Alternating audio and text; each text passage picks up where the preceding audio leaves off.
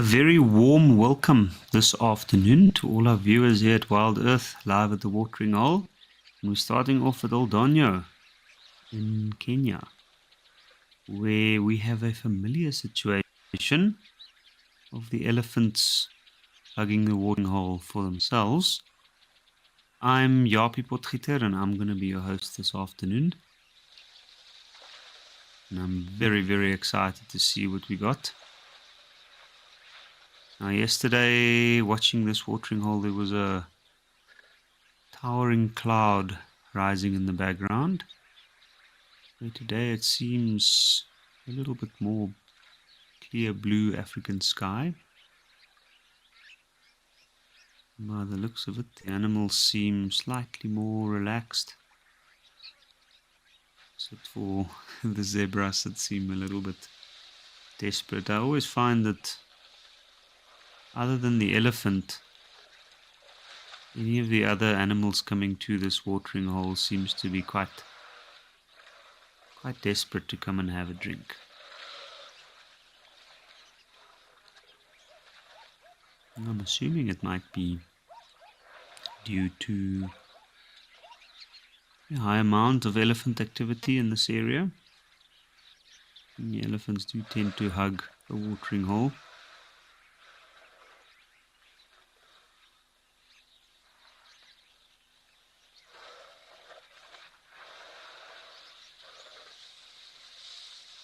It looks like 4 male elephants, 4 bulls, just standing and drinking. And there's one eland there in the background and a couple of guinea fowl I can see as well.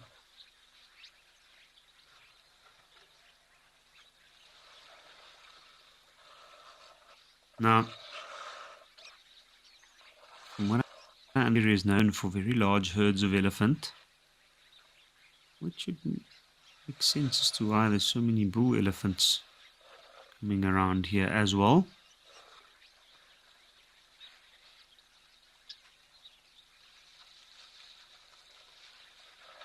While we're looking at this, I just want to remind our viewers that this is a live and interactive show and experience, and you can watch us on your app, or if you're watching on our website, you can register to ask questions or let me know what you would like to see or what you would like to chat about. You can send your questions to wildearth.tv/questions, or you can scan that QR code right there.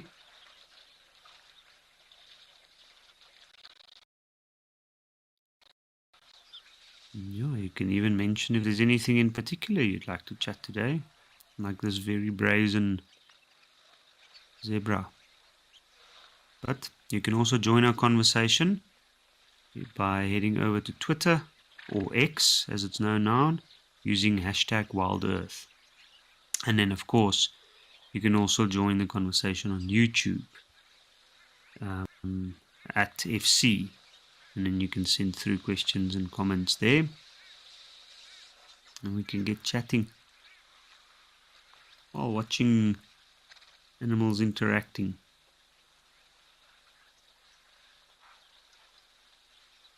I see there's a younger zebra there. And zebras can be quite brazen. It must be really hot.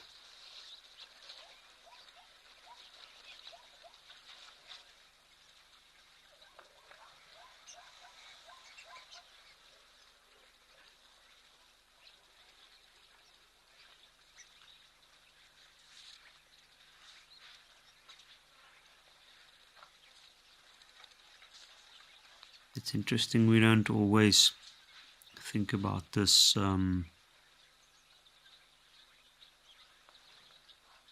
same way that we do about ourselves when we are out in the heat doing exercise or physically constraining our body.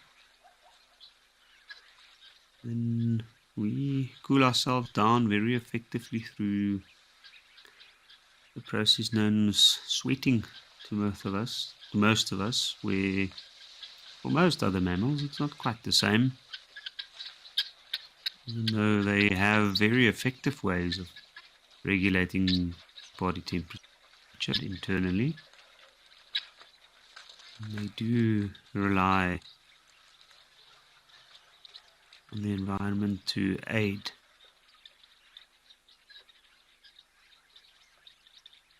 Nonetheless, they still lose a lot of moisture through being active. You can see how nervous this zebra is amongst these big giants. All those other two are just taking the chance and drinking.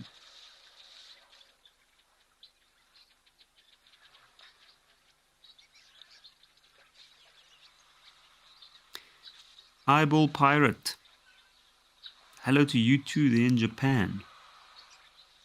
I think that's a first for me. I'm very happy to have you join us here in Africa. And Real Greens. Thank you. Hello to you too. Good to hear that you're joining us. Good start this far. I find this interaction here quite interesting. Yo, just look at all those birds around that giraffe. You can see it looks like a whole family of oxpeckers on the neck there. Another thing that we can't really see from here is all the flies. Oh, with so much animal activity around a popular watering hole like this, there will definitely be a lot of flies. And a lot of these flies are biting flies, meaning that they'll bite to try and suck some blood from some of these animals, and it can sting.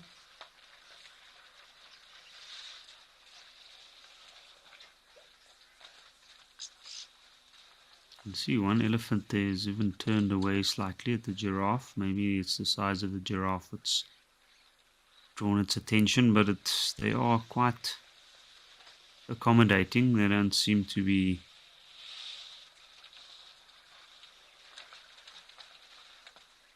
disallowing the other animals to join. Sometimes elephants, when it's hot, when it's stressed for water, they might take a bit of their frustration out and chase other animals in the area. So this is quite nice to see.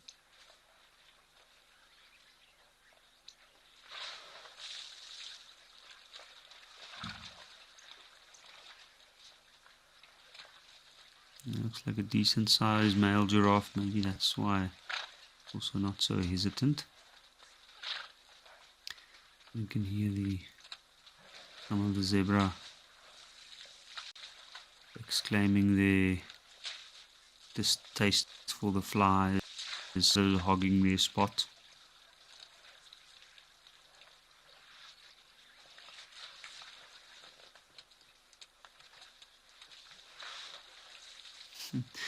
The zebra on the far left seemed to be a little bit irritated by that elephant wetting itself.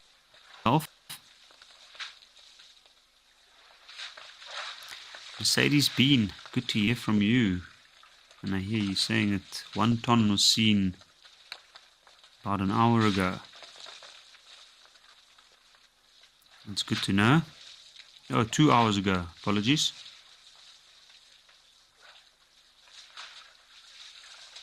I've had the privilege of seeing him yesterday. He was quite calm.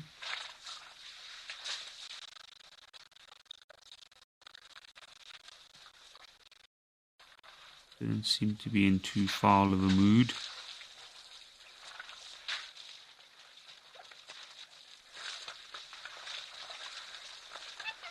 You can see these elephants throwing the water and a little bit of mud on them now. It's quite bothersome to this group of zebra.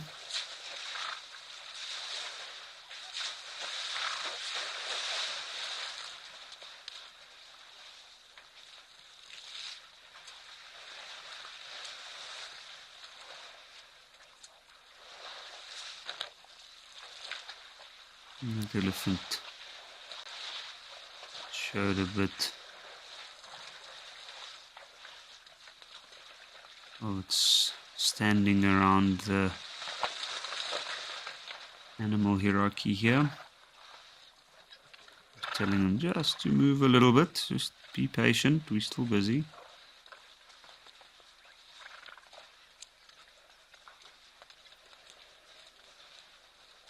And that's quite a sight.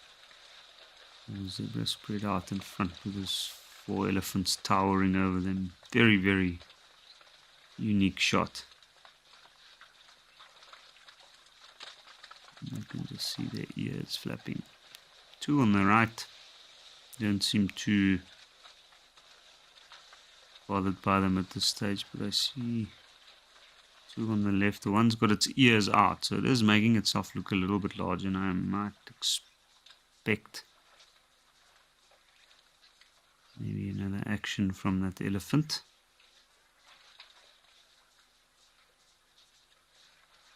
But if not, I think it was a case of it. There's just not enough space in that watering hole.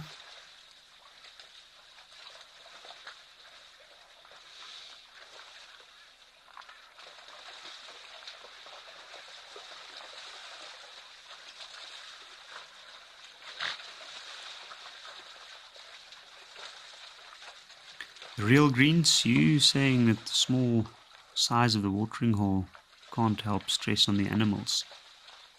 For sure. I think where water is readily available, like with certain man-made watering holes, of course, the limited size of it at points in the year, which this would be now. This is quite dry. Last little dry spell just before the second part of the rains in Kenya, which usually November, December. Oops, looks like we might have lost Aldonio. That was a very busy, very beautiful scene. So fortunate we got to check in there this afternoon. Over here we've got another busy scene. Only 1 elephant, also flapping its ears. And I can imagine that the heat there at Aldonio was a bit of a different heat from what we see here. So a lot of cloud up in the sky there.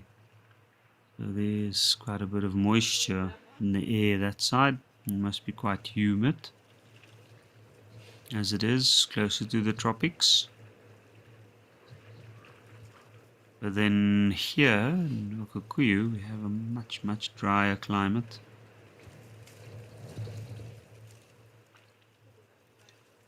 With different unique creatures, all uniquely adapted for this environment. You can see an oryx there to the left. Some springbok. And surprise, surprise, an elephant.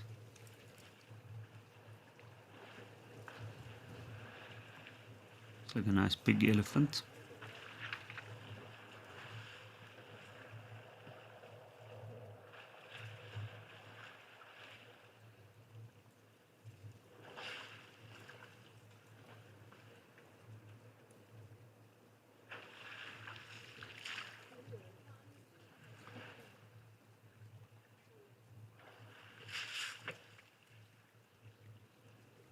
Those elephants casually wading in a little bit deeper.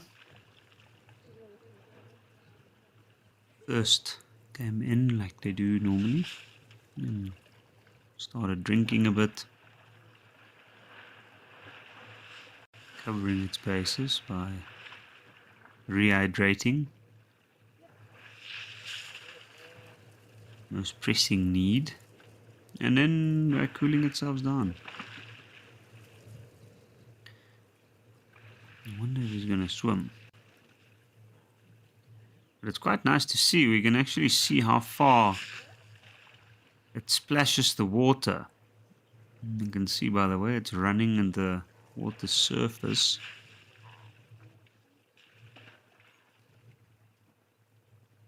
You can see the massive distance that it covers. almost 4 times the length of that elephant.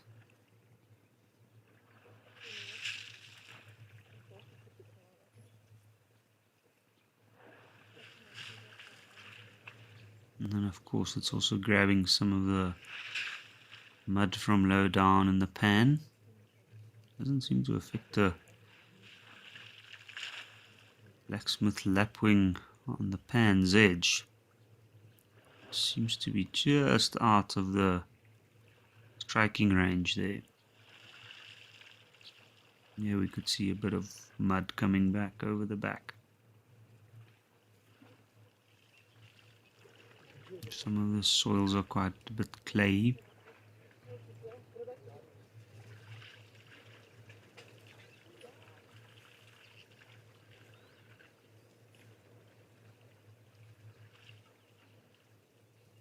It's amazing to see the oryx as well as the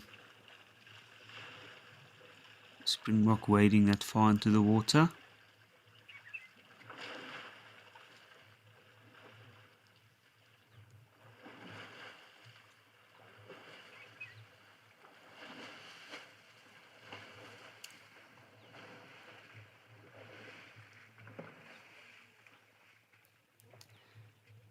Eyeball Pirate, you're asking if this watering hole is very busy at night.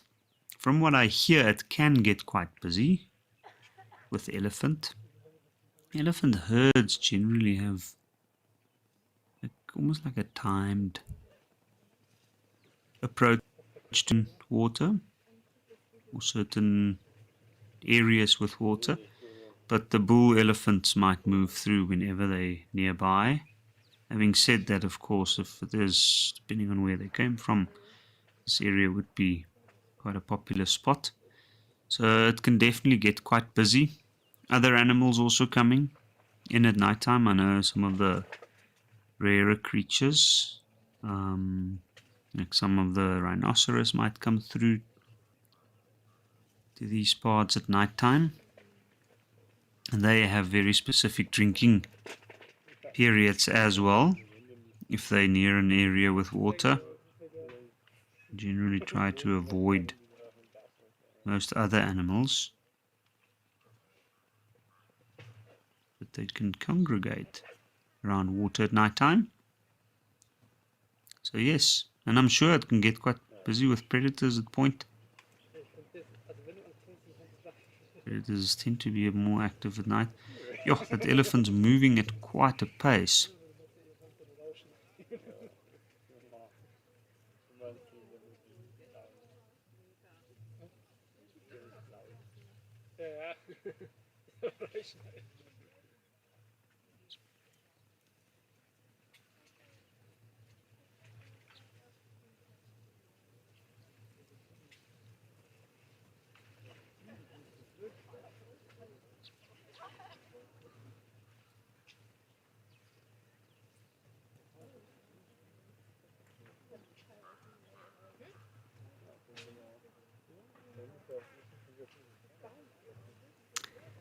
Well, that elephant's heading away from this watering hole.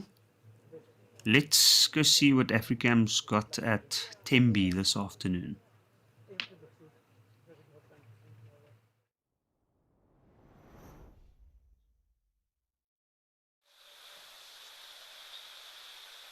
Aha. Good to be back at Tembe, where we've actually got a herd of elephants this afternoon. I think that's a first for me around Tembe's watering holes.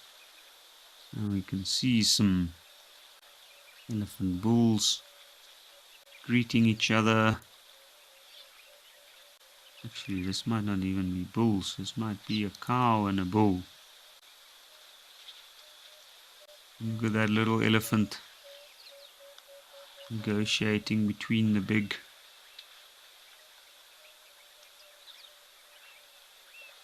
taller legs. A big bunch. Here we go.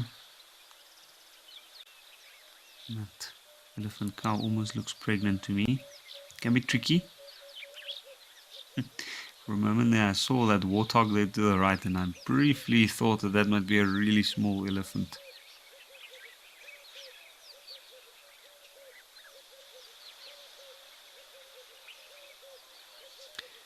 Now, Bilbo Baggings, you were asking if there might be any fights between species at small watering holes. And yes, indeed, that can happen. There can be a bit of confusion or a bit of desperation at points. So we might see certain larger animals, especially like elephants, young elephant bulls, can be rather irritating to other animals, including the elephant herds. And that's why we'll probably see it here now. I can see it's starting to move. But elephants, the herds tend to keep the interaction in the moments around the watering holes as brief as possible if they know that there might be many bulls in the area. And then, of course, other species like rhinoceros and elephant. The elephant takes interest in rhinoceros. It can be quite bothersome to them. But it's hardly ever escalating fights. I mean, predators hunting around watering holes, that can bring some serious fights. Have a look at this elephant closest, just watching that herd carefully. Now you can see the younger bulls here are usually quite excited by the presence of a herd. The older bulls are quite targeted in their approach. Will go straight at those females that they are in heat. It looks quite windy there. Part of this cold front passing over to the coast.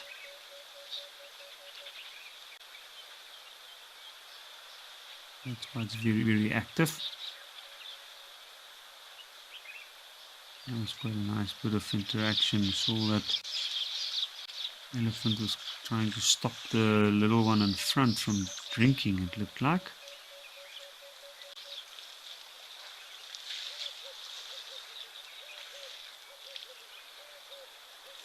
What a busy time all around.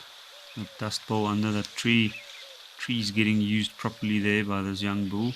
Good scratch on the ears and on the shoulders.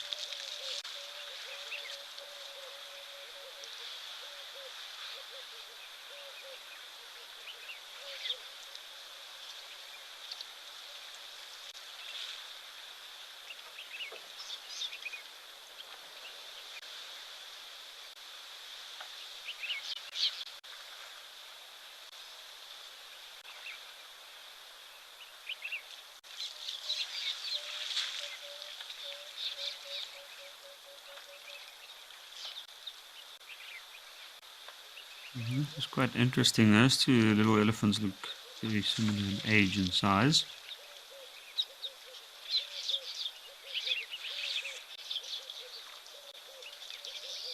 There's a young bull coming in to greet that female.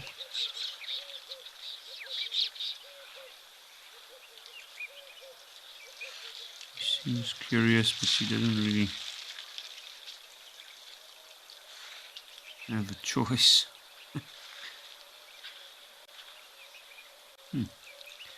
Now I think they're there at the, at the wrong animal.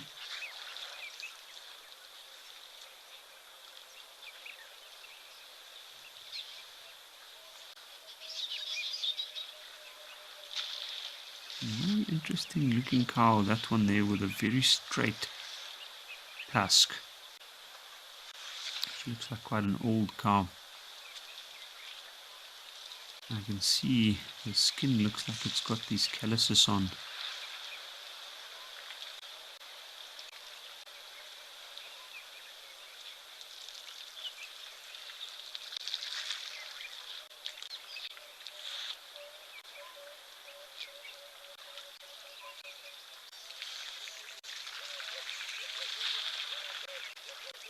Now, those two little elephants seem very, very small. It's difficult to say. I mean, they were sticking together the whole time, and then it seems like they have that slightly older female, which I'm assuming is just the helper.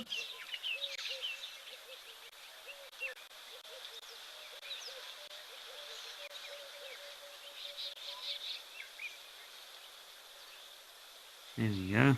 You can see some playful mounting there. Showing the other one who's the stronger, the bigger.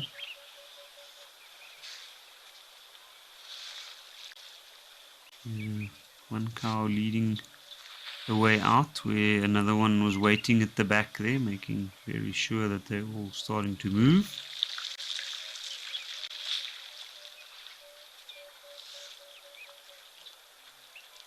And the little elephant's trying to drink there.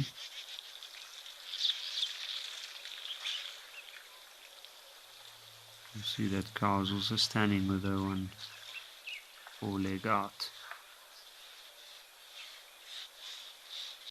And that was brief. And what I'm trying to see here is whether those two little elephants are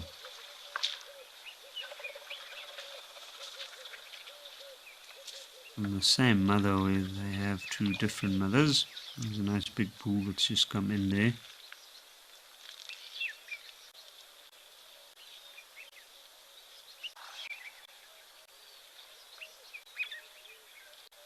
Because even though it's extremely rare, on occasions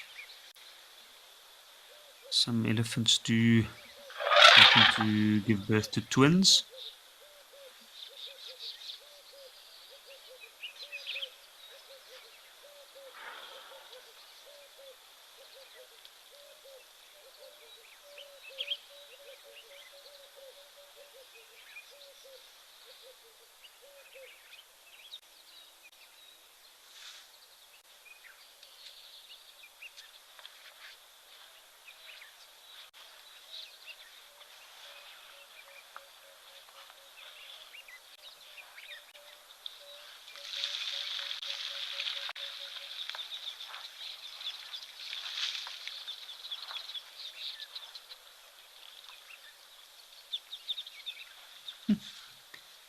The little one just relieving himself, making space for more.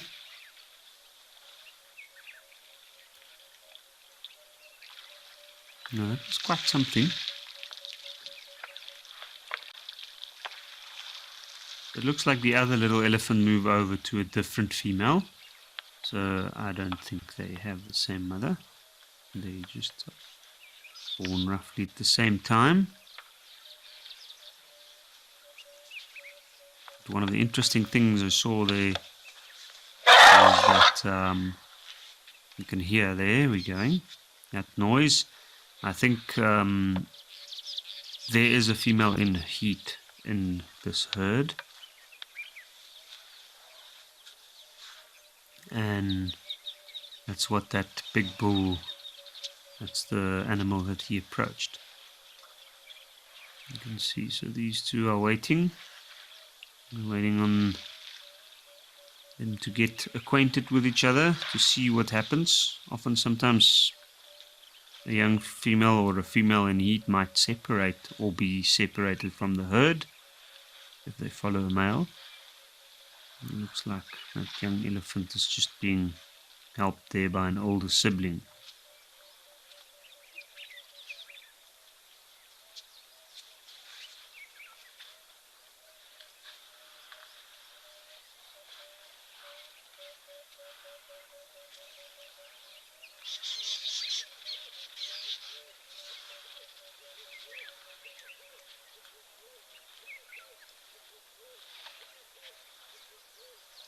So good to be back here at Tembe. It's usually such a busy watering hole, but mostly with bull elephants, so it's very nice to see a herd here today and see the interaction. Seems like it's been rather peaceful.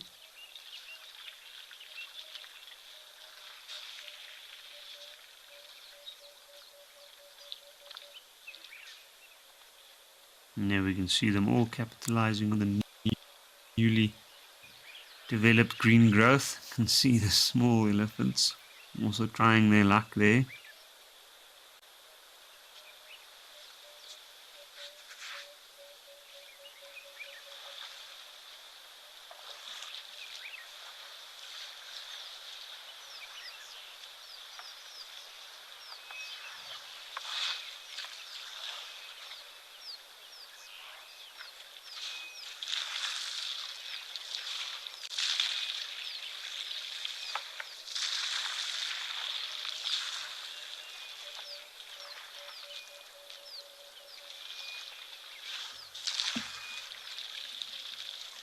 This is quite amazing. See them spread out. You can see it's a big tree, that. Not a very big herd.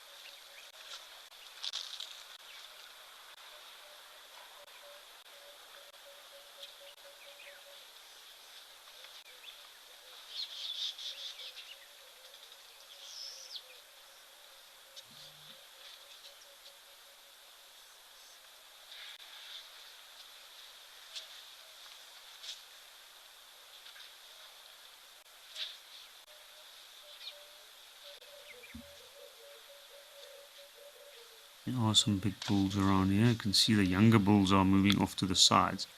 So that's why it's difficult to gauge exactly how big this herd is. As you can see, head shaking. Here's some young bulls pushing each other around.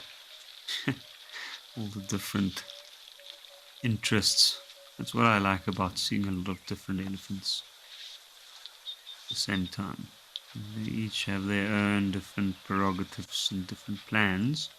Young bulls scoping each other out, getting to meet new play friends, to push and hone their skills a little bit. And then of course, the closer related, more protective from other animals, always bundle together and try as much as possible to divert the attention of the larger bulls.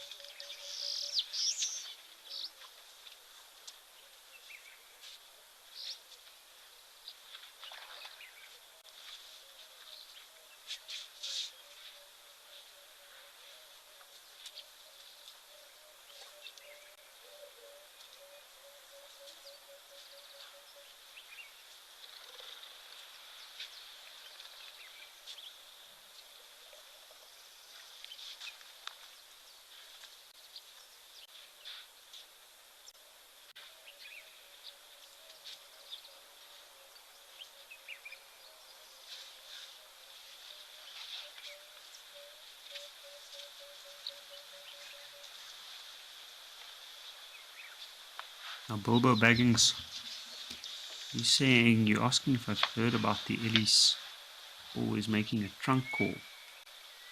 I know they do communicate through their trunks.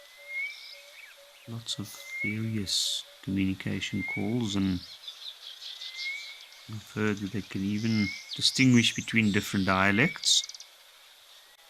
One lead elephant cow or matriarch can distinguish between multiple different communication channels or different animals. But the trunk is there. The loud noises that we hear is usually for distress or excitement around immediate interaction. And then they also got the very low rumbles. Can be heard over very, very large distances. More so for them than us often. It's amazing, an elephant can't quite hear the same level of high-pitched noise as we can, but they can hear much lower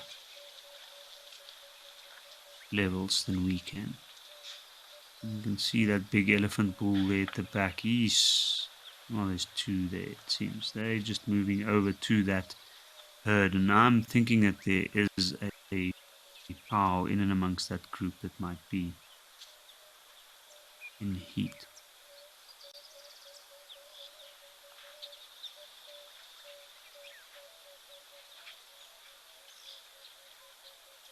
Brings a lot of unwanted attention to the herd, although the cow would be, there would be interested if she is in heat.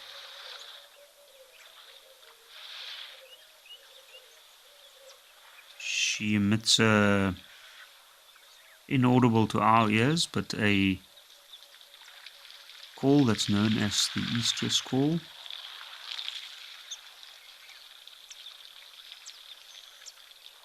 Or the estrus song.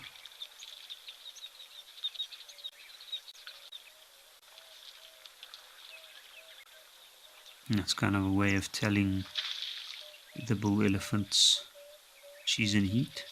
And then she might move away, they might move away from the herd, drawing attention away from the little ones, but also providing a chance to do what they need to.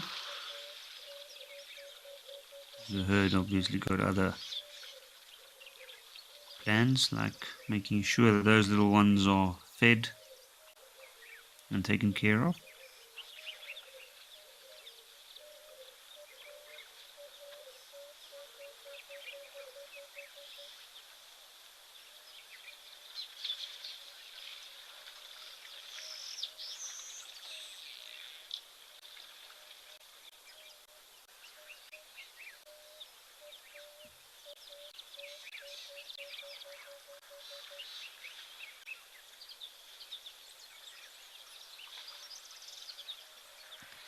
We can see there, that little elephant is coming this way. That bull elephant is interested.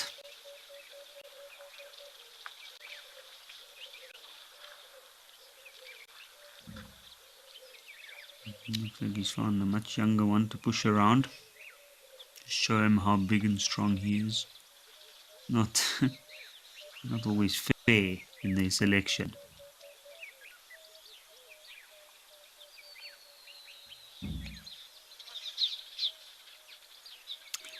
Well, lots of action here at Tembe today, but we're going to head over to an area we haven't been to in a while, Naledi Dam.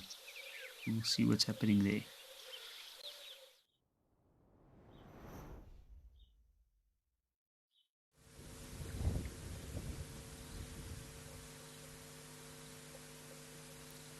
And here we have what seems to be one elephant bull.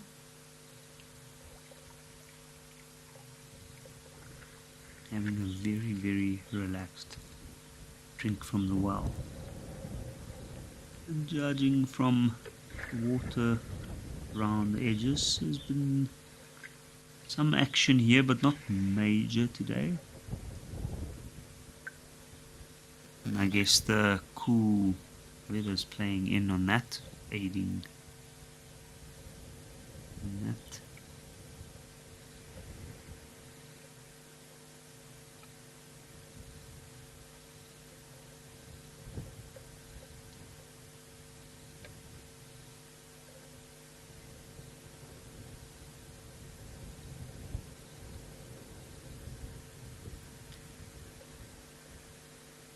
Well, I want to take this chance to remind some of our viewers that might have heard and those that haven't, but I want to talk about the Ultimate Kenya experience with James Henry next year. It will take place in Kenya, of course, in May 2025, and the group size will be 6 people. But it's important to know that there's only 4 spots left, so you've got to jump on to get an opportunity to join. And some of the talking points will be Amboseli and the Masai Mara, both amazing and very well known safari destinations. Of course, Amboseli known for its large herds of elephants, views of Kilimanjaro in the background, and then of course the Masai Mara, arguably the African safari. And the best thing about it is you'll be there at a time that it's not as busy as usual, which will make it a very unique experience. And of course, with James, it'll be fun and interactive.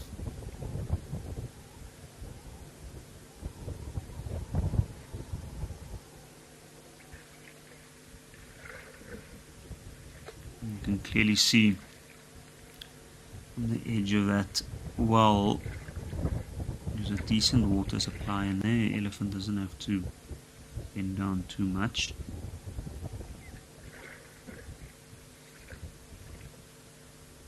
And it looks like it's only drinking from the one side.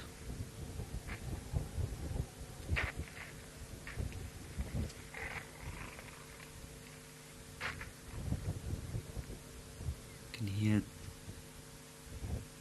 dragging its feet as it's turning around, just checking about. Still had some water in the trunk.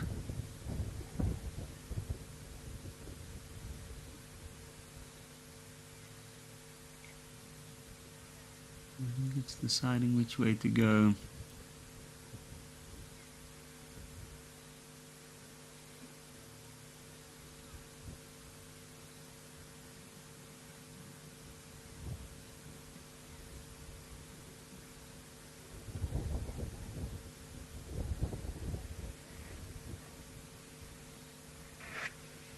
Good scratch behind the ear there. There's quite a bit of elephant dung around, so maybe it's just taking a moment to check the area out. Being a young bull at the age that he is, he's probably moves around quite a bit, especially this time of the year.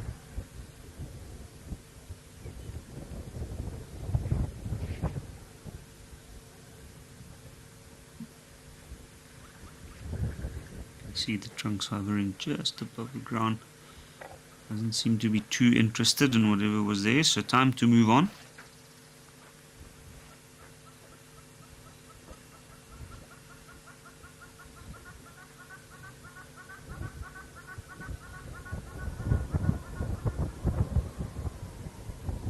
You can hear some hornbills going.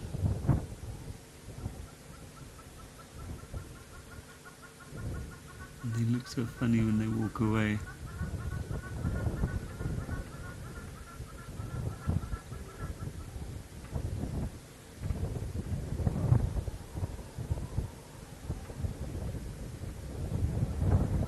Now I can see there's a game path there. You can see from the elephant dung balls kicked around and off to the side. It looks like that tree is a good scratch tree. If I'm not mistaken, it looks like a knobthorn. A large one. Slow growing trees, very hard wood, so very strong. And that would be the perfect spot also just to take a little bit of a rest. You can see it looks like there's some mud dried out on the tree, so it's probably a good scratching post.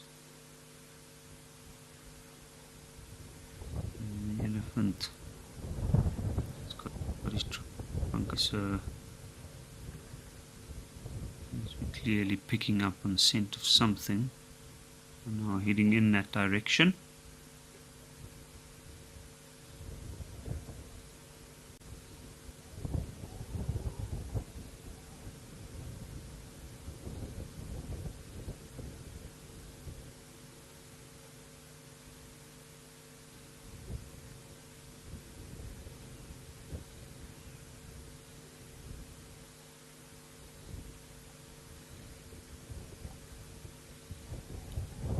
As he's moving off to go and investigate that scent, we're going to head over to Ngoro.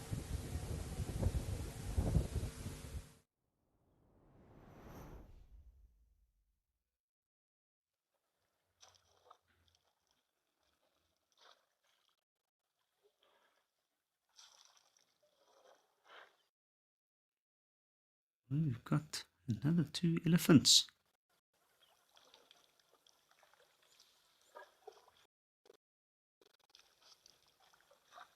It seems very, very dry here, but the nice thing is it's quite, looks like there's still a bit of green grass around. Shortly, I'm assuming that would be from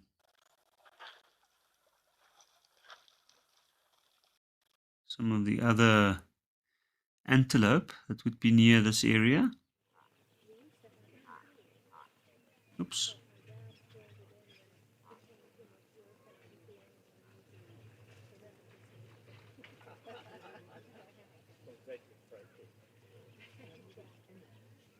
It looks like we lost Ngoro, but we're back at Okukuyu, where I can just hear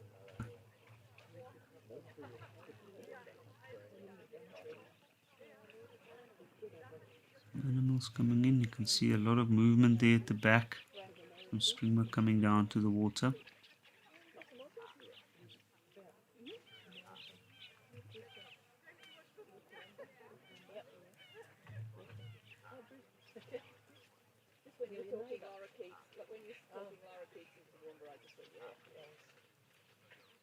One of the best things about these watering holes is it's always a good idea to go and sit near them and wait for something to happen.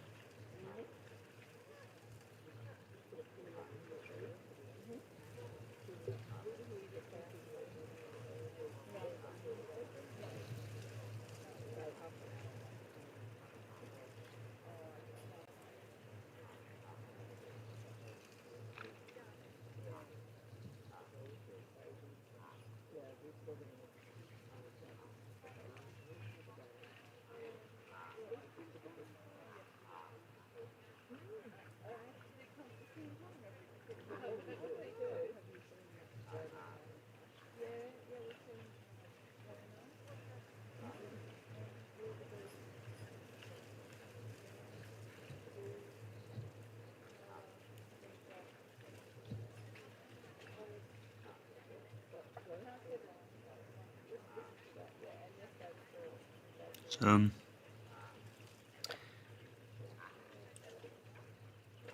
just see a lot of these little springbok spreading out around the edges, but I got a question from Kiara.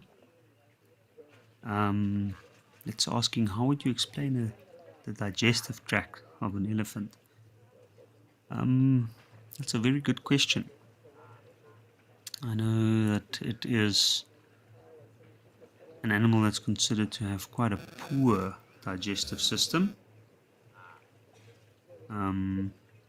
which does aid it in one way. It means that they can be quite resourceful. They can go after food that has much poorer nutrition than others. So it's not very, very efficient at digesting its food. It's very long, extremely long. I can't remember, but I think it can be something almost up to about I want to say something stupid like 70 meters, the entire tract, if you had to roll it out. It's got a single chambered stomach, and it has aid from gut bacteria and other things to help in the digestive process. It mostly happens through its own bodily juices. And the whole process, which involves eating a whole lot of food, some 100 kilograms of fresh leaf material or plant material, and that'll take about something stupid like 24 to 50 hours to make its way through its digestive system, in which the elephant will only absorb about 40% of what it eats. So most of it comes out the other end. And that's why elephant dung can be quite carefully studied. Easily pick up to see what they've been eating. But it also serves as food to other creatures, other birds.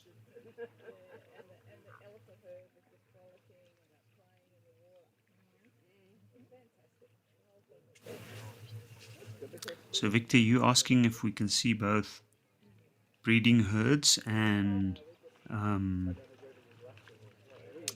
bachelor herds in this area? Yes, indeed we do. I have to say the bachelor herds here, and I'm assuming it's because of the lack of food in this particular area around this time, is smaller. It's like one or two, sometimes a little bit more bull elephants. I see very few much younger bull elephants here in the bachelor herds compared to other areas. Now, my guess would be that the larger distances the older bulls travel mean that there's not much time for the younger ones to just join. So the younger males might tend to stay with their herds, which is larger in this region, and also just more resourceful. Makes it easier to stay with a herd for a slightly longer period.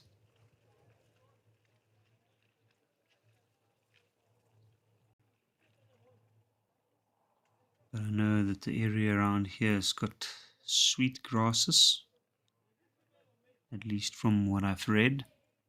And because of that, in the drier season, animals tend to congregate around this area, but it gets cropped down quite a bit. And one of those creatures is this springbok. I can see lots and lots of springboks here. See the occasional wildebeest coming in, an animal that's known for preferring sweet grasses, but also shorter grasses. And you can see the springbok right here in the bottom right. Looks like he's eating off the barren ground there, but he's quite resourceful and going between the little rocks and whatever greenery might be holding on. Now the springbok and the impala, which I've only seen one of around this watering hole, they can crop down on very short grasses. So high numbers this time of the year on these soils with the grass species can easily lead to a bit of overgrazing.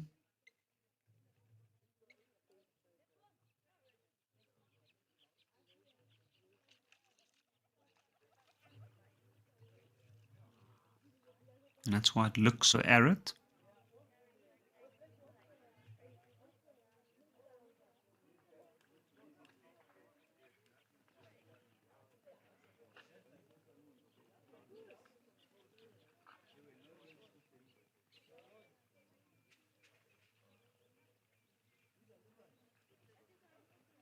That's why we have all those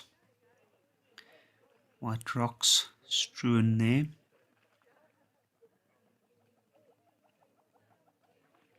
That's interesting. We got a very thin layer of soil here, actually. These soils be, like I said earlier, very productive. But a very thin layer of soil and then a hard underground. Can be very clayey, hence the reason these pans tend to hold water.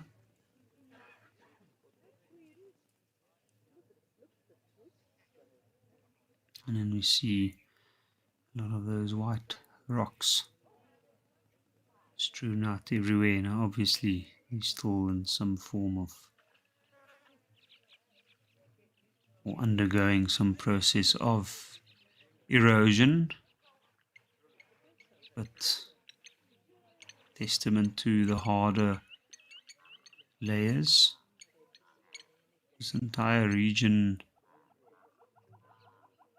has been an area of deposit for a very, very, very long time.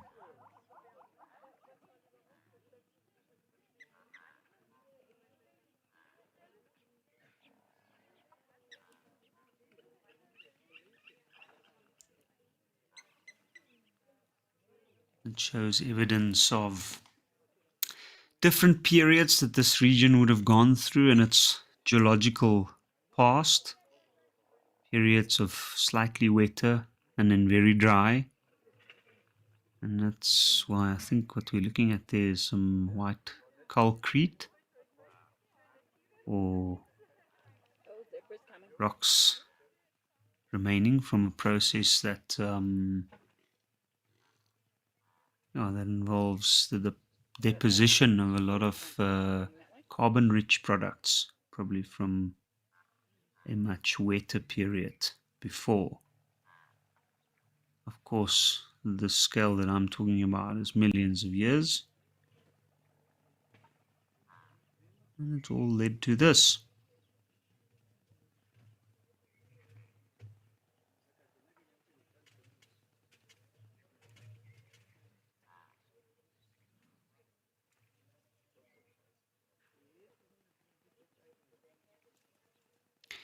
Catherine, you saying you hope they're getting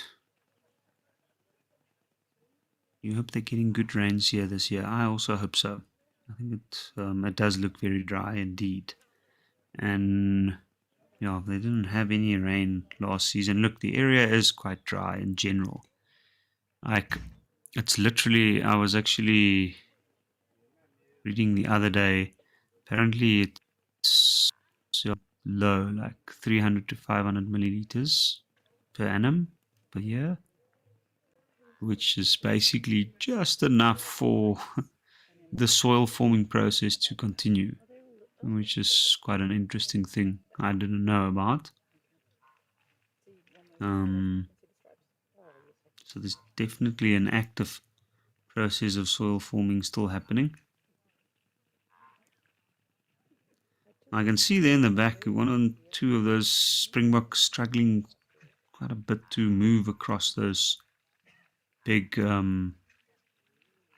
boulders, and that might be another reason why they wade into the water. So it's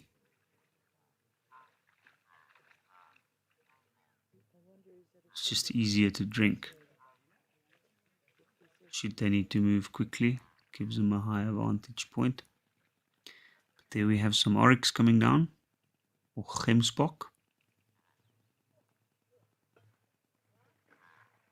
What an incredible creature.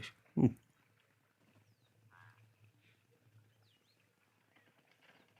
So a very unique creature with its extremely odd looking horns. Very, very long straight horns. I know one of the other unofficial names they go by is the saber horned antelope, not sable. Saber. However, more commonly in the southern African region is known as gemsbok.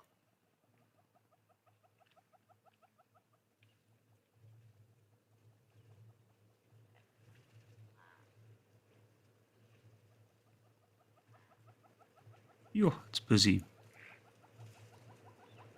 Very, very busy around this watering hole. But talking about busy, let's head back to Tembe to see what the elephants are up to.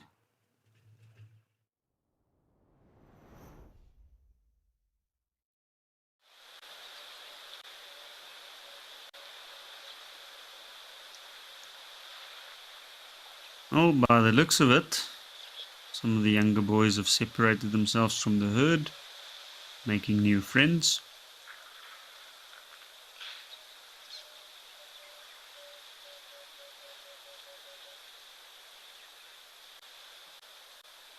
And there's a nice big bull in and amongst them, just checking out what's happening.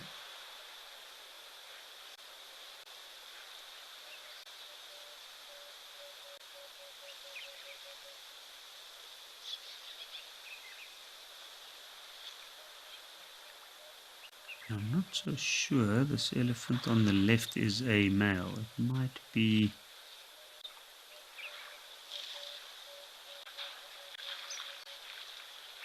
female.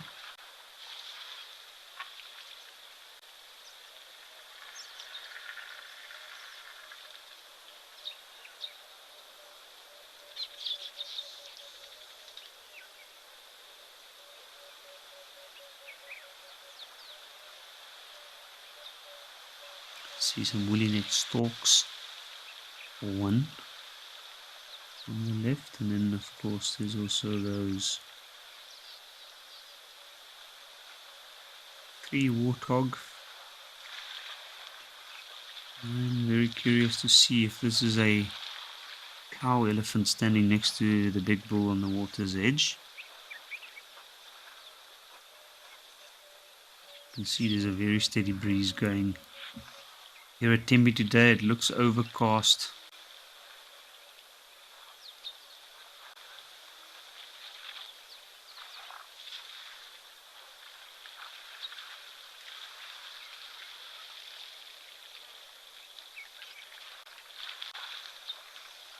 What a spectacular scene. Never ceases to amaze. Lots of greenery still. Very, very dense sand forest around it. A unique habitat.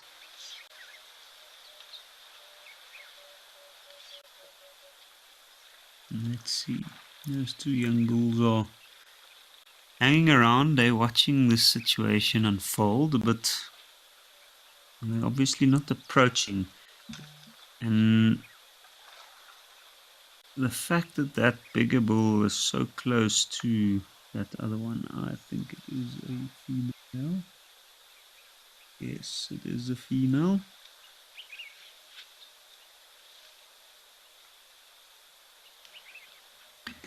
Maybe she might be in heat. That's why those 2 are also maybe just investigating from a distance.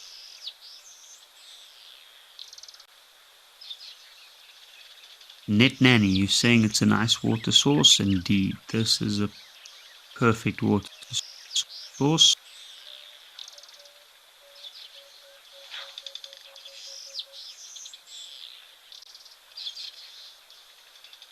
By the looks of that elephant with a trunk tucked in between the base and the tusk, I think she is obviously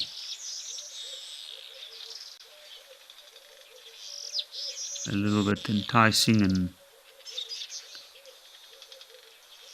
certainly there's a bit of flirtation going on here.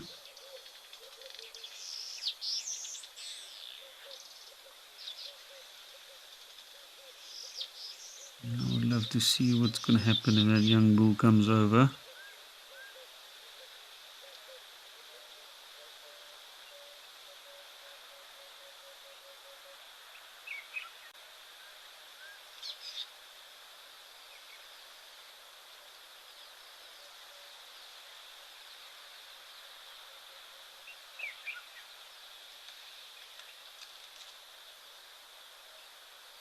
Eyeball Pirate, you're asking if the elephants are tolerant of other large animals coming to the water's edge to drink. They can be at points. Have a look, that young bull certainly following the scent trail there, but we'll see what this big bull does. But yes, indeed, elephants are tolerant of other large animals. They can at points be a bit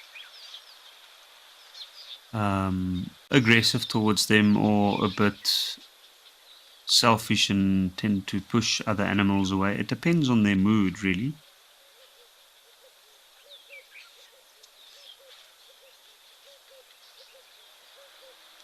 And what they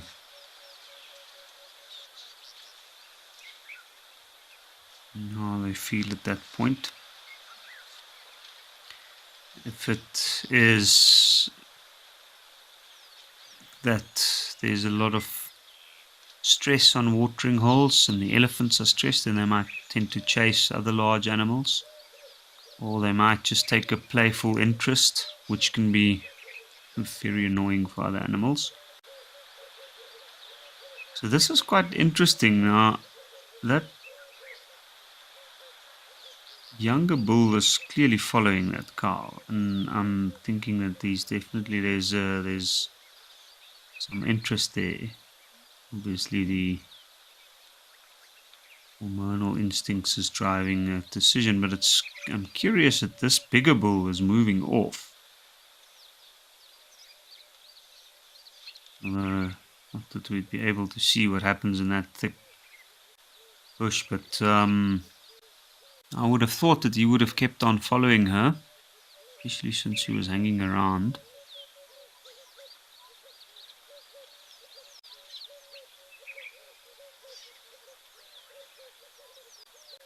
Eyeball Pirate, I'm happy to hear that you are enjoying the beautiful scenes and also the educational content. Very happy that I am being educational.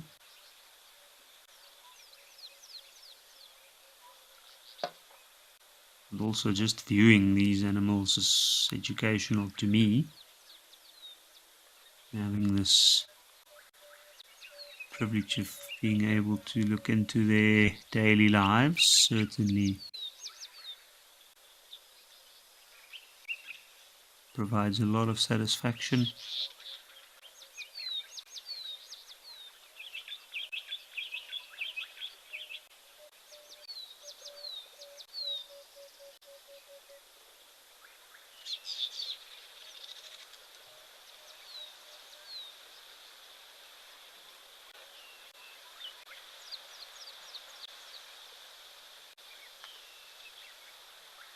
You see that branch moving here. It's often out here, that's the only indication that there might be an elephant up ahead.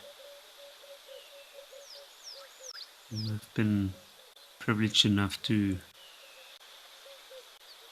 have the chance to walk in thick sand forests. Sometimes you don't know an elephant's there all right at the last moment.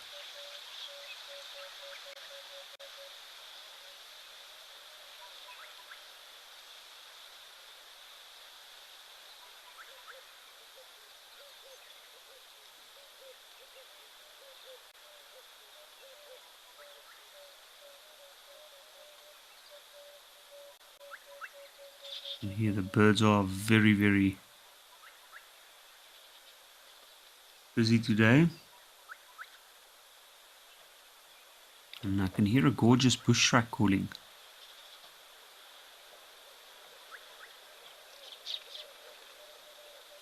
So, as the name suggests, there's a good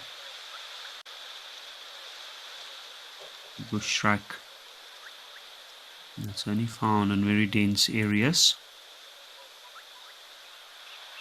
We prefer this thick forest-like habitat. But an unbelievable bird. Really, really beautiful. I'm assuming with all this wind, it's a little bit tougher to compete on the calling side.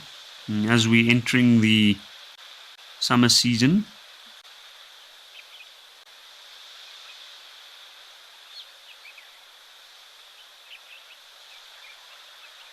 definitely time for breeding.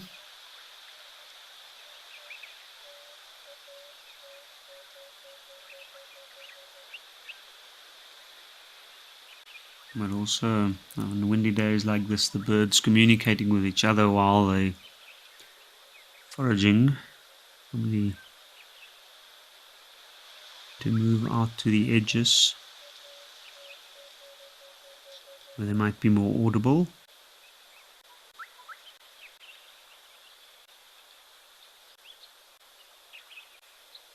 By edges, I mean the fringes of these open spaces.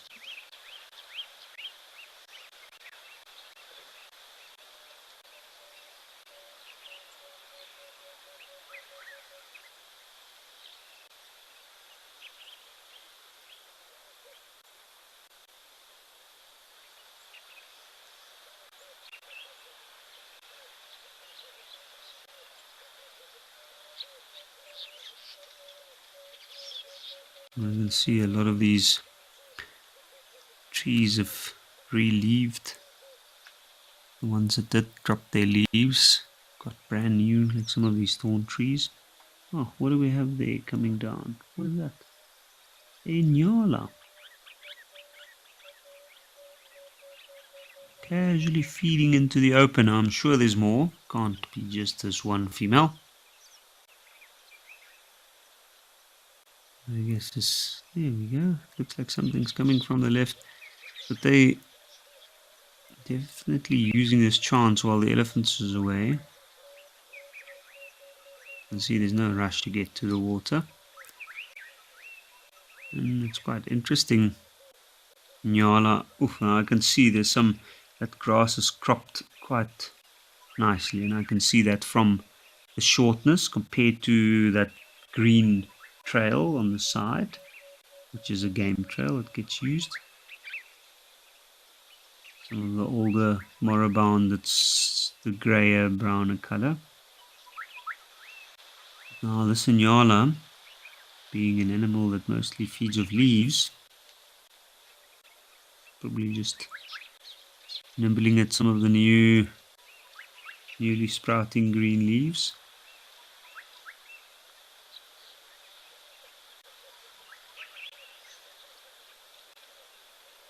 What a very beautiful antelope. So different from the male.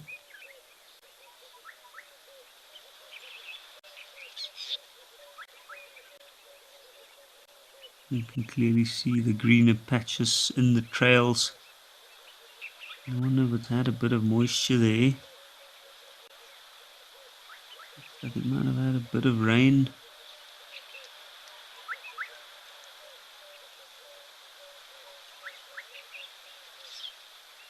See some new green plants sprouting everywhere.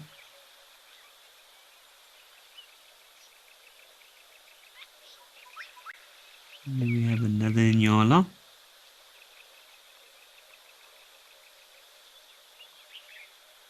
Also feeding of a green patch. Best thing about this time of the year is they've got very good selection of feeding options. I don't think they have any stress in finding food. There's a cloud moving over. See, it's moving very quickly. Unlike the process of moving down to the water to drink.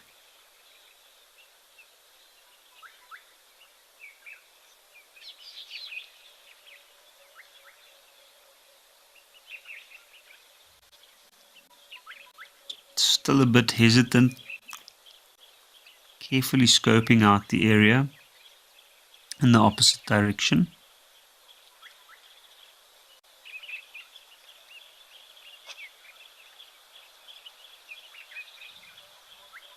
This has been quite nice seeing some antelope here, but let's head over to Oldonio.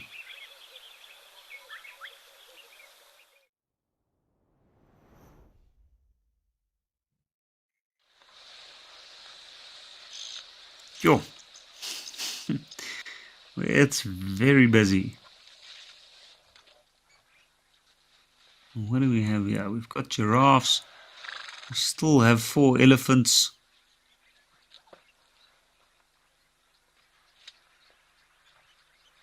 Zebras. Okay, now the zebras are clearly pushed. I'm judging from their ears pulled backwards. Either just interested in the noise from that large flock of birds, or a little bit frustrated.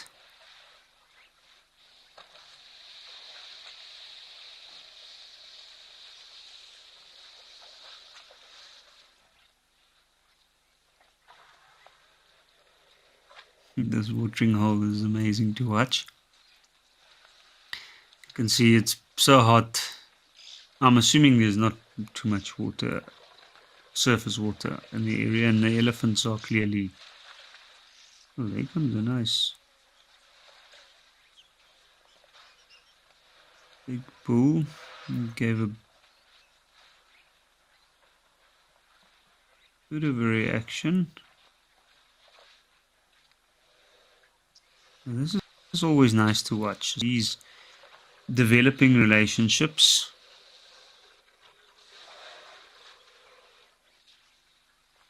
I think that elephant came in a bit hot. You can see the other one was just telling him to wait a little.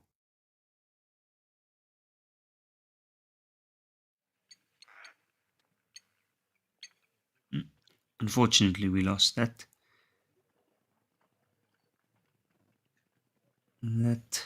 view for now, but that was quite nice. It looked like there was an elephant at the back with very, very large tusks. And here we have a much more relaxed scene at Okukuyu.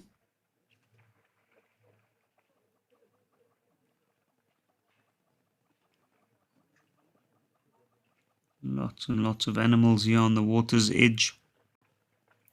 I can see from the reflection on the other side how many rock and other creatures are drinking there.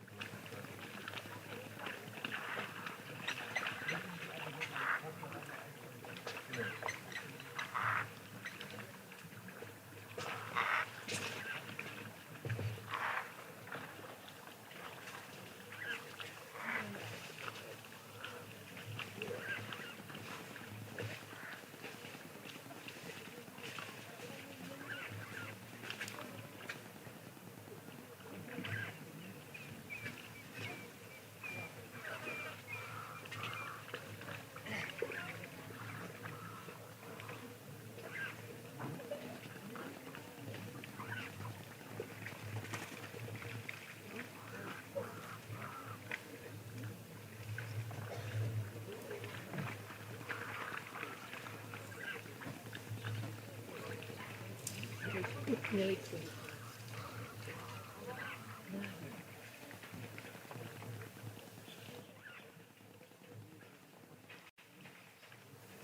Pretty well, yes. I won't show you because it takes so much guts to go back and get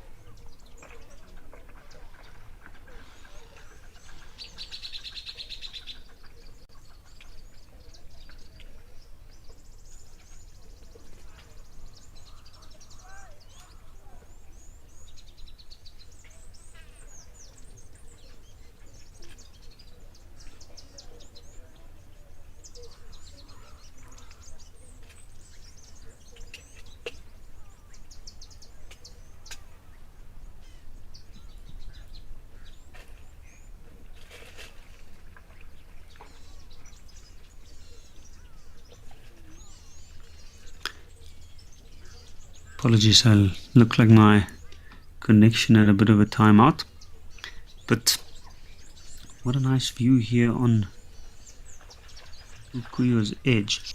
I can't see what's swimming around. There's a small little bird swimming to the right of the zebra. I'm assuming it is a little grebe, judging from its speedy approach. It's difficult to say. But yeah, what a beautiful view here. Lots of zebra, lots of springbok. But from this one dry spot, we'll head over to Tau. See what's happening there this afternoon.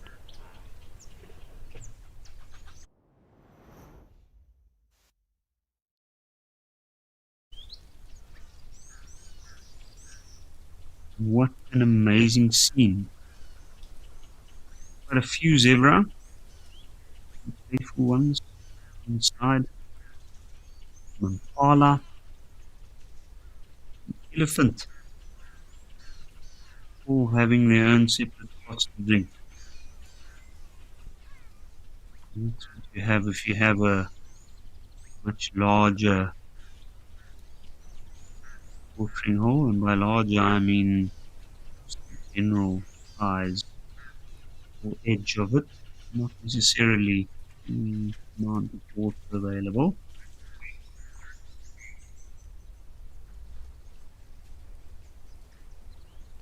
It's pretty dry here, but there's enough space for each of these groups of animals to have their drink.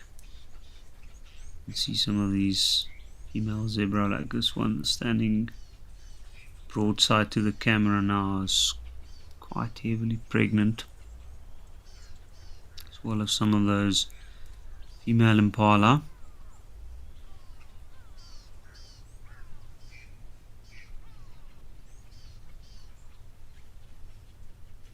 Now, and not too long from now, just over a month, close to 2 months, we'll start seeing some impala babies getting born.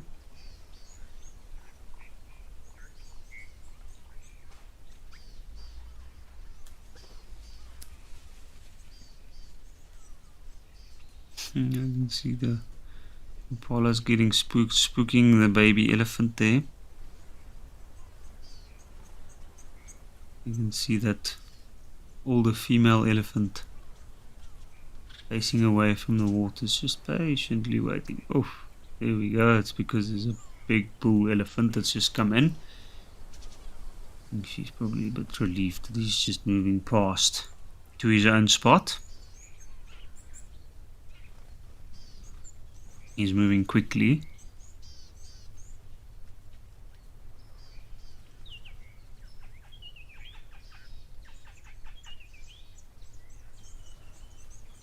I can see there's one or two young impala rams in that group. Youngest one being the one on the right.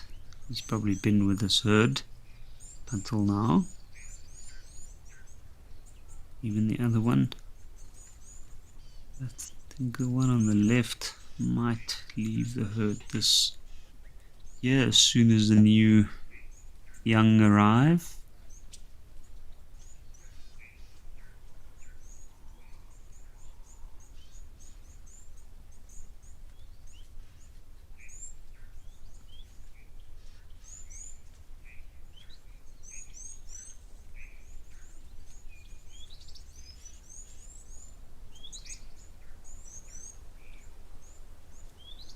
Here we go. And look at those back legs caked in mud. You have to move in quite a bit to get to drink. But so that little one, that would be a ram of about almost a year. And sometimes they tend to stay with their natal group for about that long. And there we can see a lot of green. It's still using these little mud banks very effectively.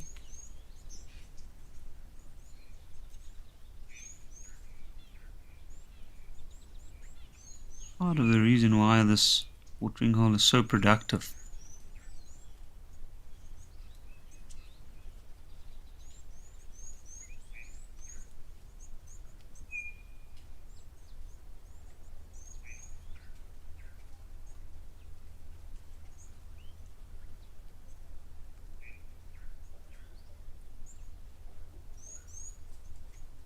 Let's have a look. Looks like there's some green grass growing out there where those impalas feeding. There's a grey heron.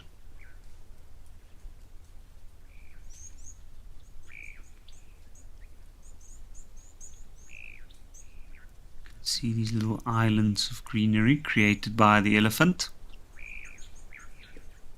More impala.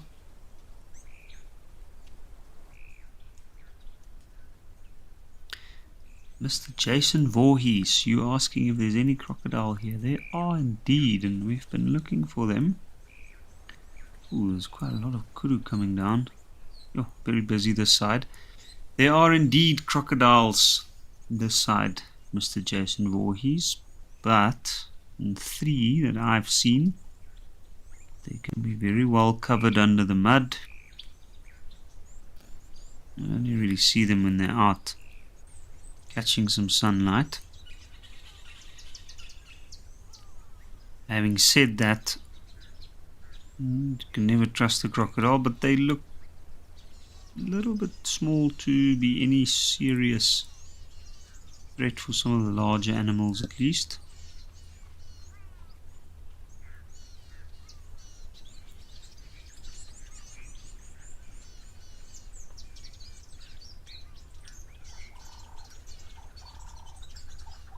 There we go. Well spotted, Africam. There we go. There's the crocodiles. Looks like 2 of them. You'll find there's always 2 together. You can just see the backs out. I've seen a 3rd one here before. Not sure how many in total, but these 2 seem to be together in this region. Now, it might just be because that's where the deeper pools are, but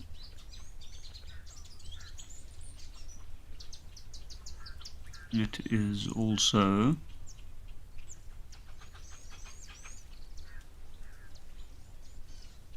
might just be that it's a male and female croc.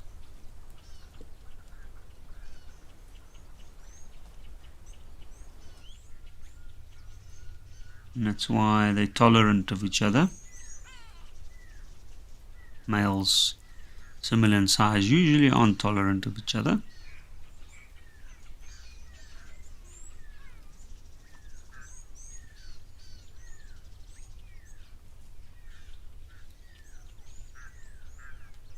Mindy Tillapar, you're saying because of all the movements, the dryness of the season,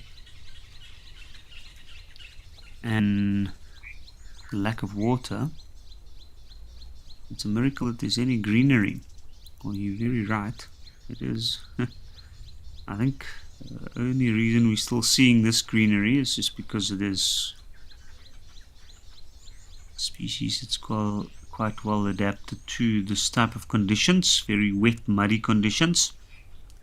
But having said that, also I think it's just a lack of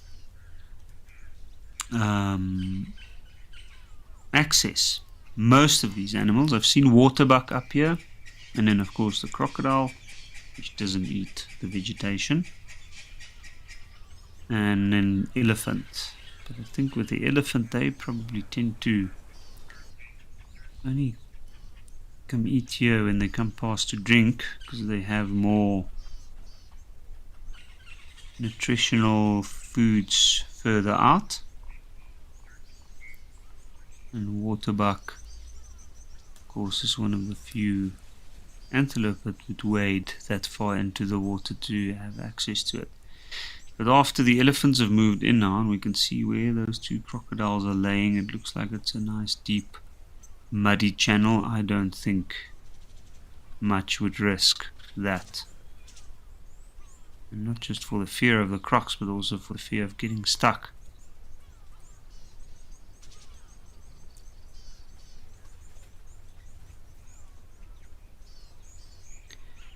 Good afternoon to you too, Oliver Salotti. We have certainly had some good sightings this afternoon. We've had some excellent sightings. It's been very active in some regions, and then over here we've got these two lazy crocodiles.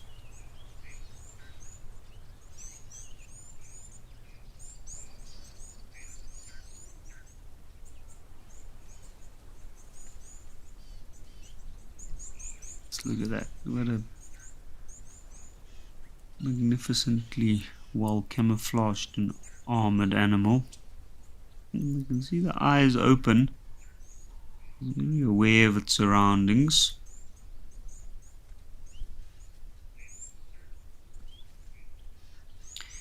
And I guess that's part of what makes them such a successful and adaptable animal. Haven't changed for a very, very long period.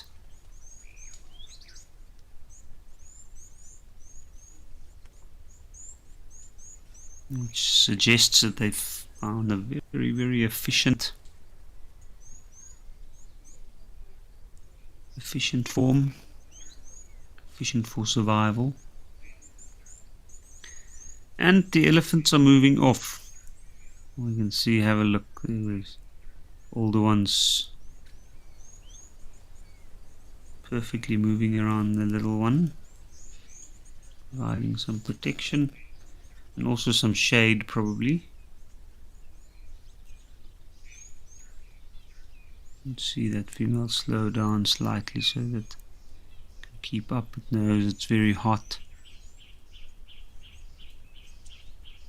That's interesting, the bull elephant also went that direction.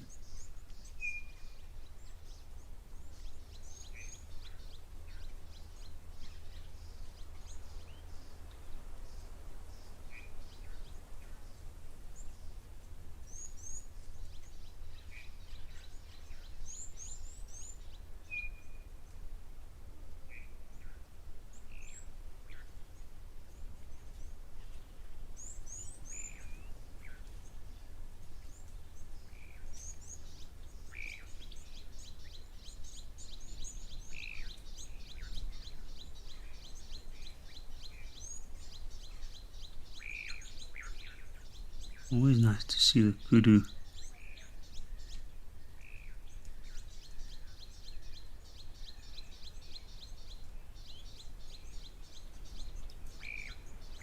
What are these two wildebeest doing?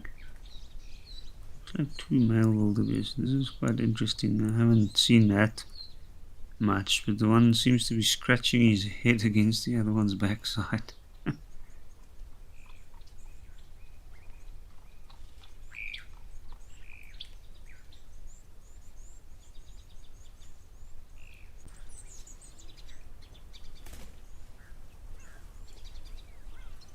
And looking rather good for this time of the season.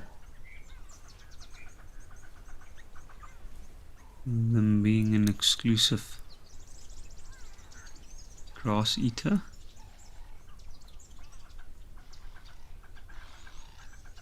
They look pretty strong.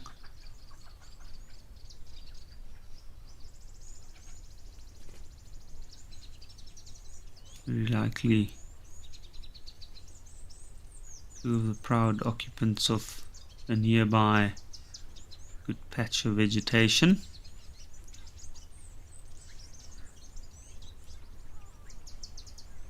And what do we have there? What seems to be an atoll spurfowl coming in from the back, and then a spurwing goose.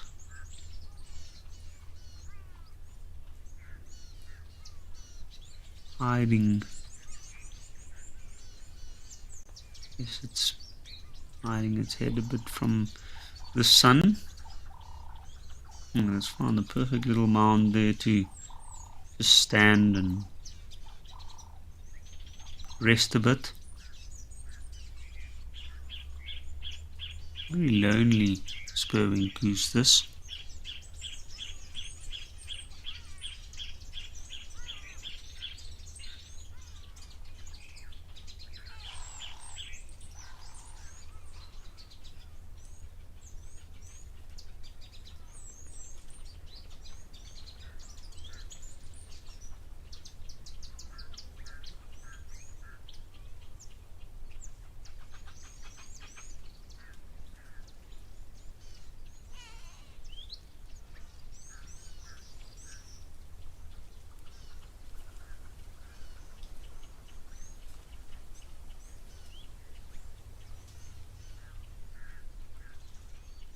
Ooh, how beautiful, what a beautiful view. We can see that brightly colored red legs. We can see a bit of iridescence on the feathers. You can see the eye is closed and it's hiding its bill under the inner wing.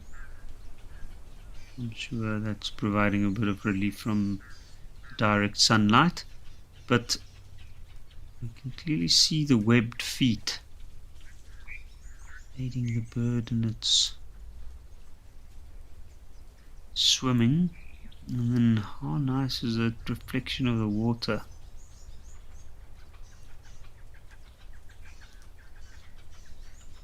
on its belly. There we go, looks like it had a scratch there.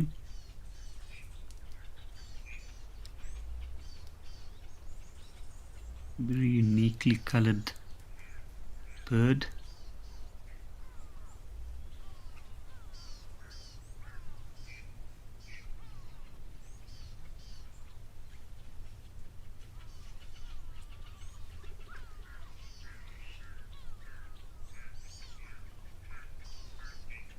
It's just resting one leg.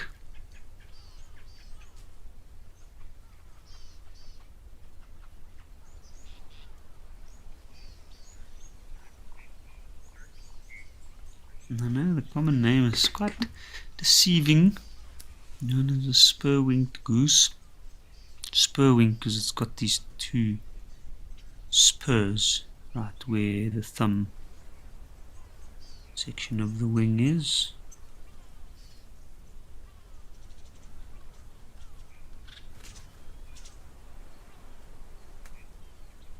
Which we can't really see from here, but those are used in battles between males especially.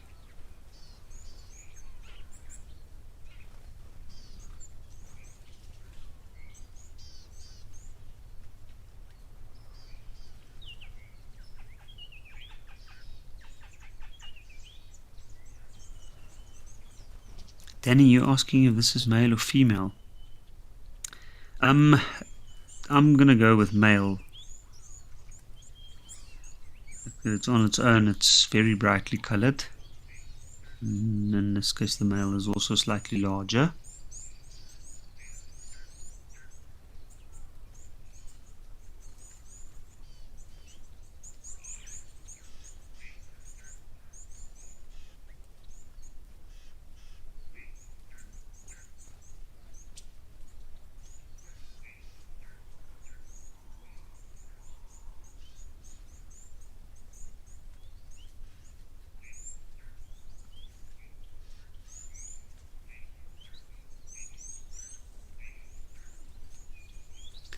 Generally that red on the forehead will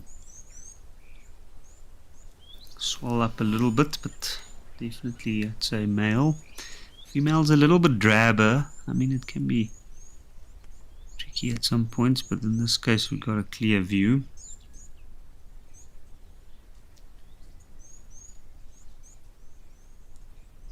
Quite an interesting bird, not actually a goose at all, a duck. And one of the largest, if I'm not mistaken. Africa doesn't have any native geese. Same as the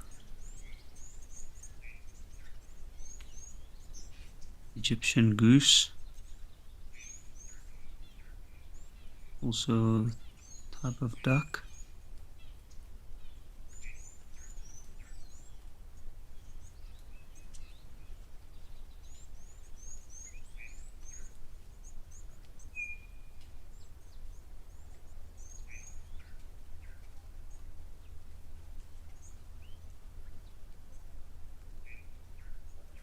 And that heron seems to be standing in that similar spot every day.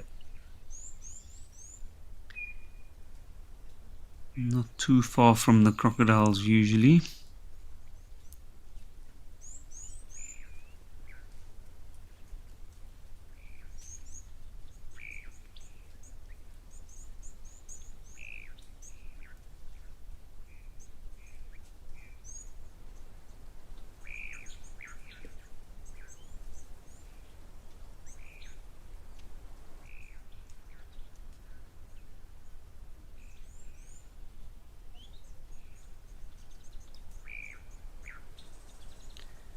Jade, you're asking if all birds have the ability to rest on one leg. That's a good question. I do not know. I would say no. Just knowing that there are some birds that, like some of the swifts for instance, hardly ever perch in their life. And for that very reason, you can see from the design of their feet it's quite small, even though they are perching birds, but very, very tiny feet. And they wouldn't have to rest. In fact, some of the swifts can even sleep on the wing. But also some birds are designed with different foot structures. Very short legs with feet specifically designed to grab on and hang on surfaces, on flat surfaces, or animals' coats.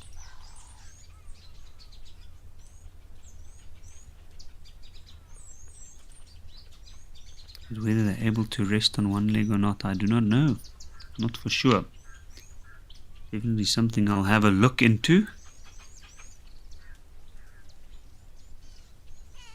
But I know generally with the water birds and some of the storks they can.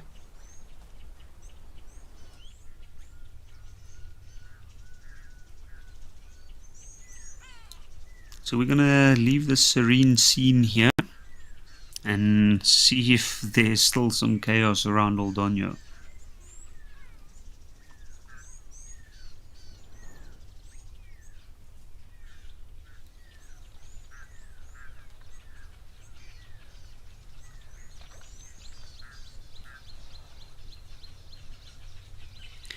And indeed, the zebras in the back have become accustomed to the wait. Ooh, there's a bit of a chase there, but they clearly, you can see as they're getting up there, lots of loose dust, lots of loose topsoil there, so good spot to lay down, roll over. Part of the process of treating their skin, their coat. Dust rolling or dust bathing.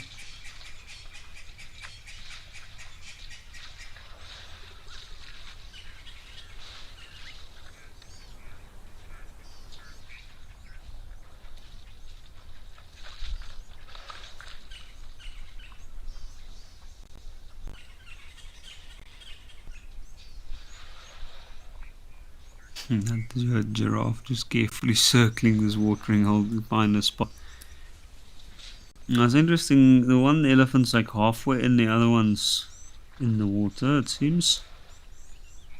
These are rather large elephants. And they seem quite tolerant, even though they're hugging this watering hole today. So I'm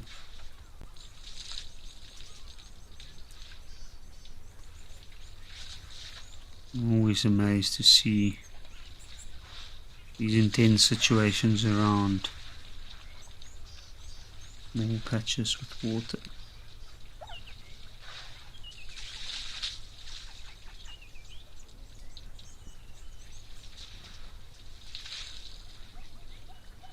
What a sight.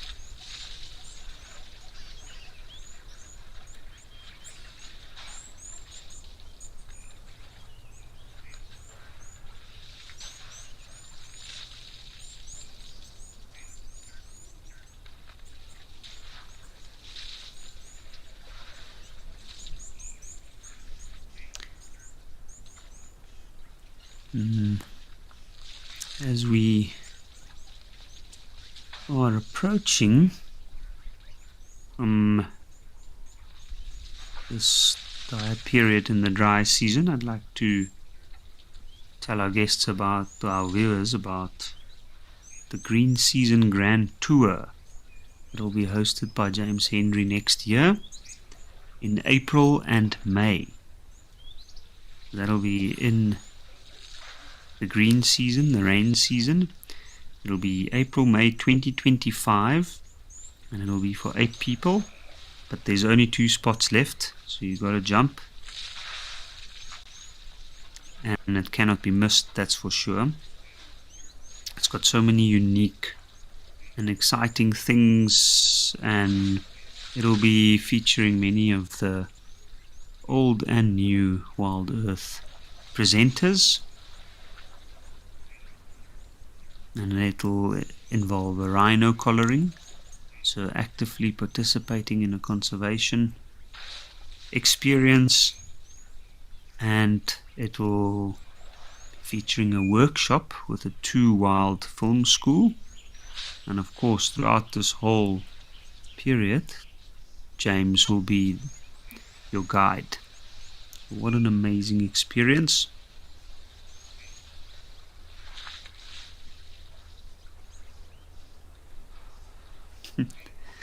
You can see the zebras are longingly looking there,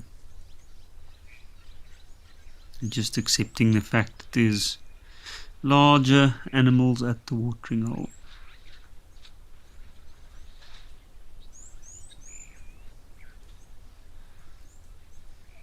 And even this elephant, he's standing. This is quite an interesting situation. You can see that elephant's just standing there. He wants to drink, and I saw he did try and drink just now. But these 2 in the water is not really allowing the others to come close. What a nice view of these animals' tusks. I can see 2 of them, 3 of them actually. They've got some very clear grooves on their tips.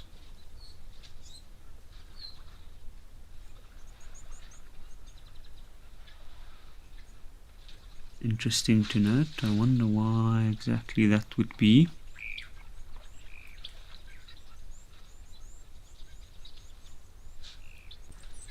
These 2 are just standing in the water blatantly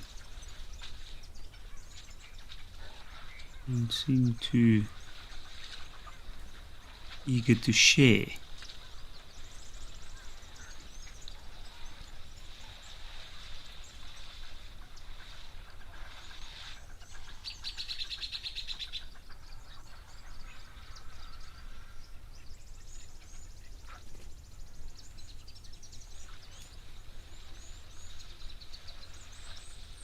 Nice big elephant bull that.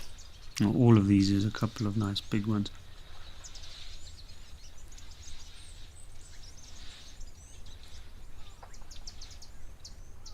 They're quite possessive around this, I guess. Well, they have the size to just stand and use this rest period around the water.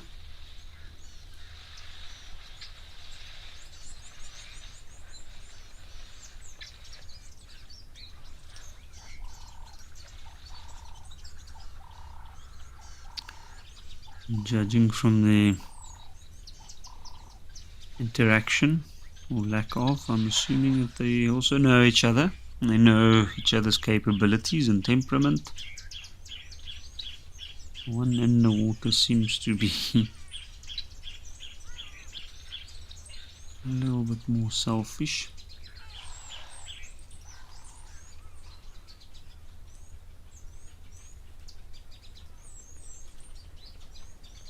What a sight indeed.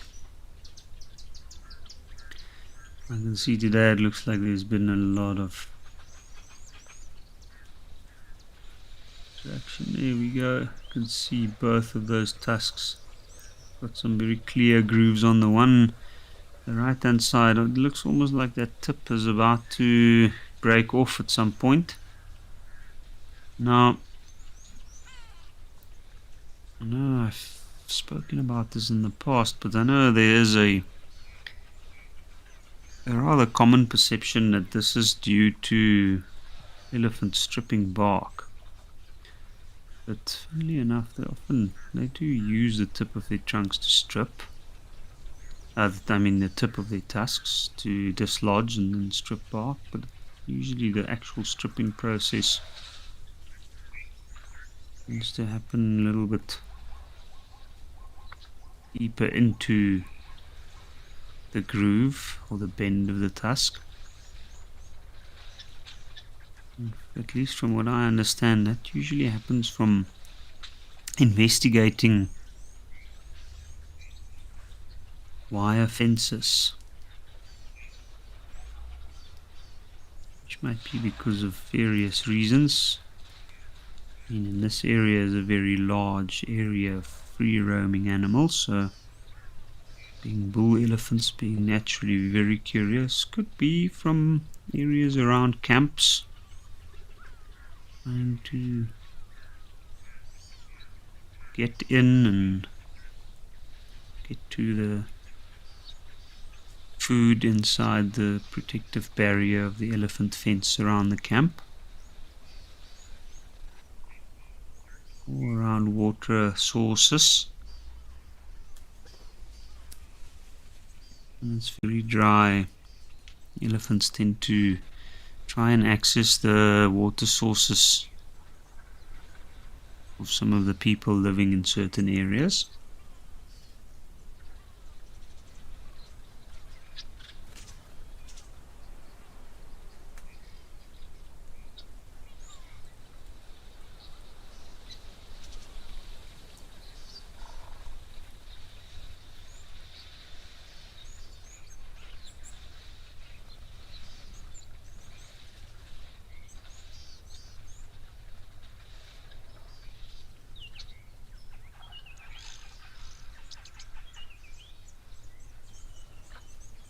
Judging from the comings and goings of all that zebra and giraffe, I think they're going to be quite relieved once these elephants move off.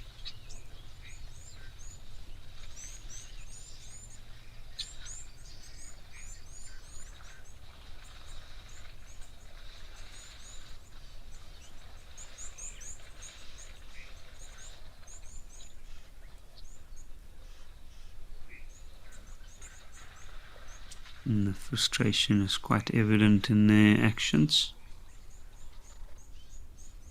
And the subtle communication between the elephants here.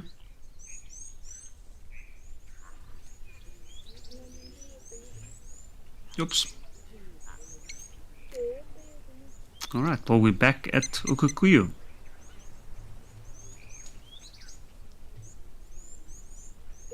It looks like we've got one springbok in the water. And another two on the edge, moving around for a nice spot to drink.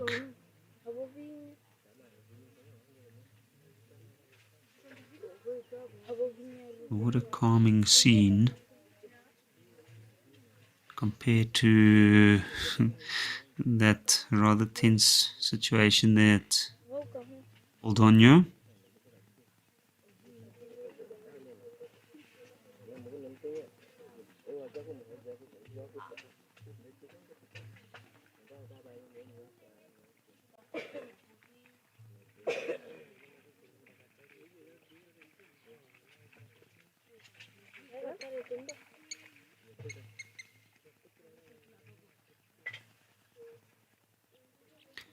Okay, so ahead we've got Aldonio back.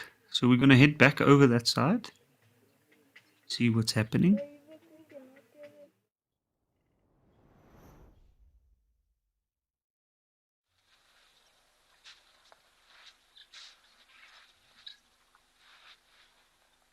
Well, at least the one elephant's out of the water. I can see already it seems like there's a bit of relief here.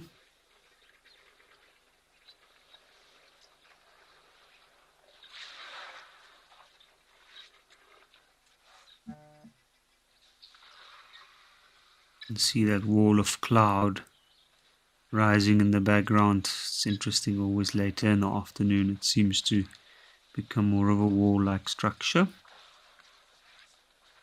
You can see there's the two spots where those elephants are standing. So the ones, I'm assuming both of them is a water outlet. But that's the popular spots. And that's where they go to rather access the clean water directly. And every now and again, like that one drinking on the right, was just nudging on the others. What an amazing scene for the last little bit of the show this afternoon. And I'd like to thank all our viewers for joining us. It's been a spectacularly beautiful and busy afternoon. And I hope you stay on for the sunset safari. But otherwise, from me and everybody here at Wild Earth, we hope that you'll join us tomorrow.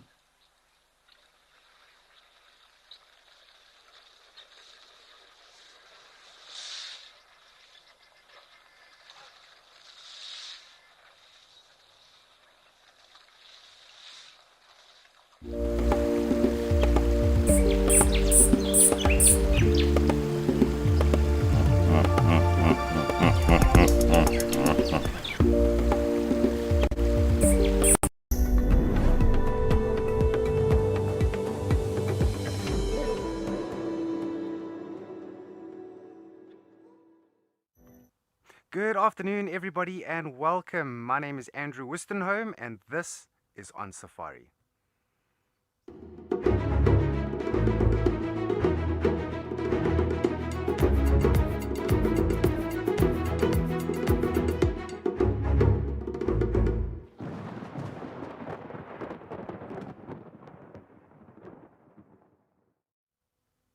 Hello, everybody. Good afternoon to you all. Welcome, welcome, and it's so great to have you join us for On Safari. My name is Andrew, and behind the camera over there is Mr. Panda, and we're going to be